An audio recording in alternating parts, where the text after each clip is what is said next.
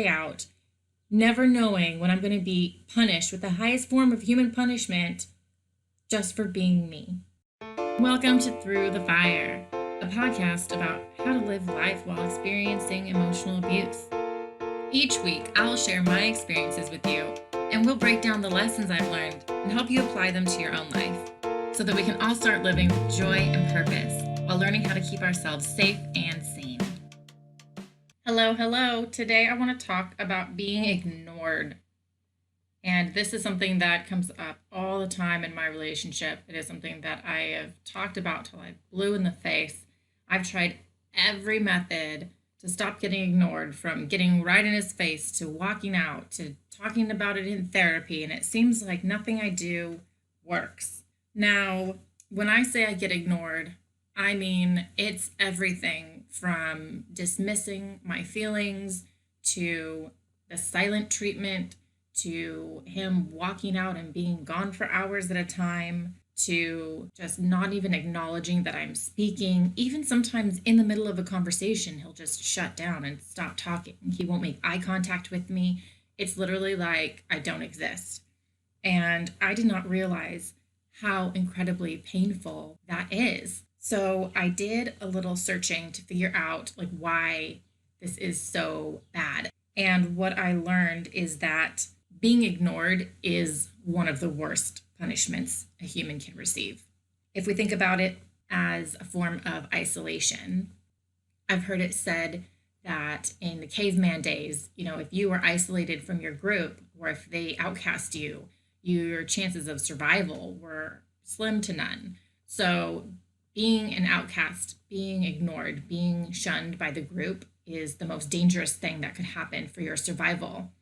And if we look at society today, what's the highest form of punishment that we have?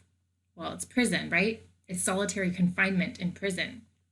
And solitary confinement is so bad because you will literally lose your mind without human contact. So if you're feeling hurt that you're being ignored by your partner or someone who you care about, that is not an overreaction.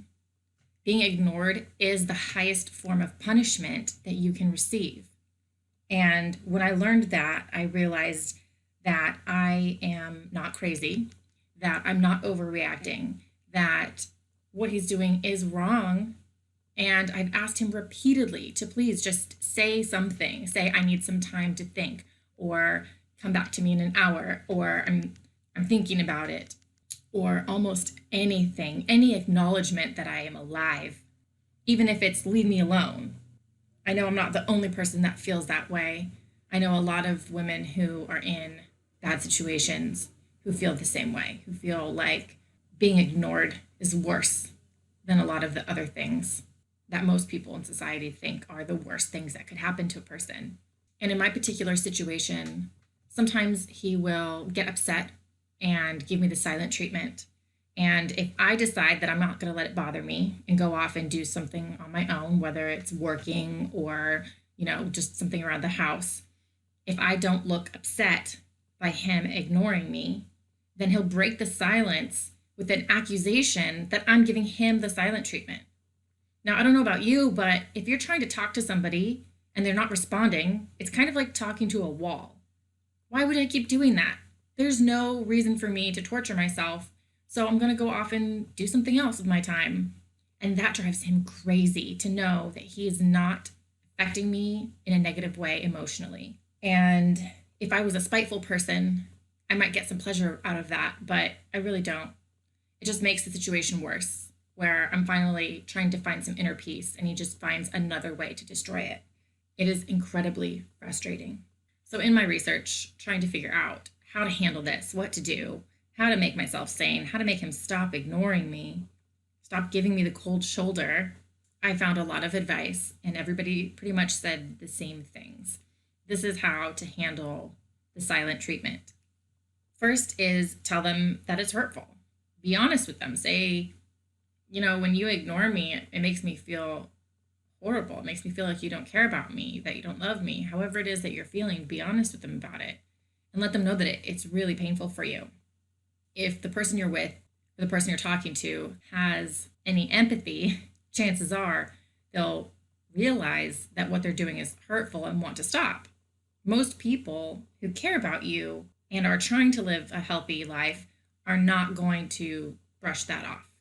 Most people would respond with, oh my goodness, I'm not trying to make you feel unloved. Like, we got to figure out a better way to do this or something. So tell them that it's hurtful. The second thing that you should do is to give them a boundary. And what that looks like, we haven't talked about boundaries yet in this podcast, but I'm very clear on how I like to set my boundaries. And that is, you tell them what's going on, you tell them what you're going to do as a response, and then you follow through. Now, it's really important to remember that a boundary is not telling somebody else what they can and can't do, because people are adults. They're not under your control. No matter how hard you try to control them, it doesn't work. So the only way you can effectively set a boundary is to say, I don't like it when you do this. If you continue to do this, I'm going to, whatever, leave, break up with you, whatever it is. I'm not a fan of idle threats, so I don't think you should threaten to break up with somebody over little things, only if it really, truly is a deal breaker for you. But that's the key to boundary setting, is that you tell them what you're going to do as a response. For example, I don't like it when you ignore me. If you continue to give me the cold shoulder, I'm going to go away and leave for 2 hours, and then I'll be back and we can talk afterward. And then you have to be willing to follow through on that. That's what the advice I got about how to handle this cold shoulder silent treatment situation is. You tell them that it's hurtful. You say, if you continue this, I'm going to leave. Not, like I said, not break up, but like, I'm going to step out for an hour. And you don't have to tell them where you're going. You don't have to give them any information. You can just go to the mall, the nail salon, go for a walk, go phone a friend, whatever it is that you need to do to take care of you, and to preferably try to get your mind off the situation for a little while. Practice some self-care. This is important. If you are in a physically abusive relationship, or you believe that your partner may become physical, you might have to adjust this. These techniques might not work for you. You have to know your situation, you have to know your people, and you have to do what is best for you and what is safest for you. Obviously, if you're in a physically abusive situation, my recommendation would be to escape in a safe manner as best as you can. Maybe that's something we can talk about in a different episode if you guys are interested in that. But this is just for people who are mistreating you emotionally and you feel relatively safe. Maybe not safe emotionally, but safe physically. So you tell them how you're feeling. Tell them that if they keep doing it, you're going to leave for a period of time. Then you have to actually leave. You have to do it. You got to go. Even if you just go drive your car around the block and sit and cry or whatever it is that you have to do, I really recommend you practice some self-care, something that's going to help feed your soul, because sitting and pining over this person who's mistreating you is not helpful. It doesn't help you grow. It doesn't help you move on. Maybe you could go and listen to some podcasts or some YouTube videos about boundaries, about how to stand up for yourself, about something empowering, something that makes you feel happy. Maybe it's like fun cat videos or something, whatever it is. You leave. And then when you come back, you can maybe sit next to them and say, okay, I'm back. We've had some time to cool off. I'm ready to talk. Do you want to talk? And if they continue to ignore you, then you can repeat this one more time. You can say, okay, you're still not ready to talk. That's fine. I'm going to go, whatever it is that you're going to go do, and then leave. Maybe it's take a bath. Maybe it's leave the house. Maybe it's whatever it is that you need to do. You follow through again. And if you come back a second time and you say, okay, I'm ready to talk this out, and they continue to ignore you, then you have a decision to make. You have to decide what you're willing to put up with in your life. You have to decide if this kind of treatment is something you're willing to deal with. If this person never changes and this is how they handle all their problems, are you okay with that? This is setting a firmer boundary. And this is where you would say something like, okay, I understand that this is how you're handling your feelings and your problems, but this is not acceptable for me. This treatment or this behavior is not something that I want to experience in my life, so I'm going to have to go. And that's, I know, the hardest thing to do when you're in a relationship like this. I mean, this is something that I should have said 100 million times in my relationship, and I haven't brought myself to say it yet. I mean, I've tried, like I said in the beginning of this episode, I've tried every which way to get him to stop ignoring me, from getting in his face to go taking a bath to doing some work to whatever it is that I think is going to just occupy myself and not let it bother me. But it still bothers me. And we've talked about it in therapy, and the therapist has told him to stop doing it. And I've told him how bad it hurts me. And I've tried getting mad, and I've tried ignoring it, and I've tried being happy, and everything I've tried, and he still does it. And so I'm at the crossroads now where I need to listen to the advice that I've heard, the advice that I've told you guys, set the clear boundary, leave, and then make a decision. If this behavior never resolves, am I okay with that? Can I live my life with a person who's going to punish me because they don't like something I did, or because they're upset about something that I have no idea what it is and they want to just take it out on me? Am I okay with that? Am I okay with living my life day in and day out, never knowing when I'm going to be punished with the highest form of human punishment just for being me? And that thought is scary and sad, and it's a huge decision to make. And I think most healthy people will listen to this and say it's not a huge decision to make, just leave. What's wrong with you? But when you're in this type of situation, they give you just enough. They call it like breadcrumbs, right? They're starving you, but then they give you breadcrumbs. And instead of focusing on the fact that they're starving you, you feel grateful that they gave you something to eat. Oh, thank you so much for these crumbs. This is amazing. Oh, you're keeping me alive, right? When what we really need to do is realize that they are the ones that are starving us.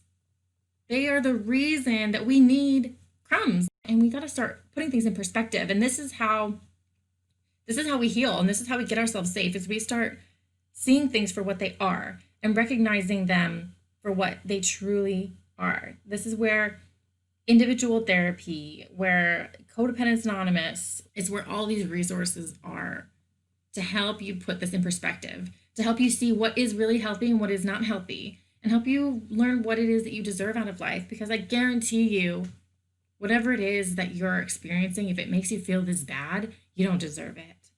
There's nothing that you could have possibly done to this person to make them treat you this way.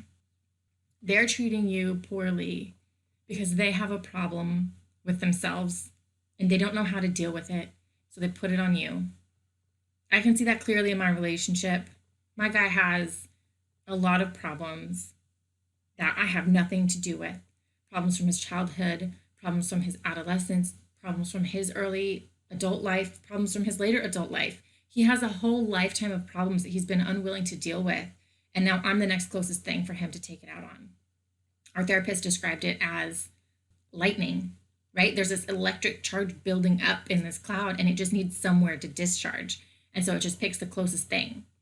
When you're in a relationship with someone who's not dealing with their stuff or their emotions, you become the lightning rod. You're the next closest thing that they have to discharge their emotions onto. And it's not fair and it's not right. And you don't have to deal with that. You don't have to put up with that. I don't have to deal with that. I don't have to put up with that.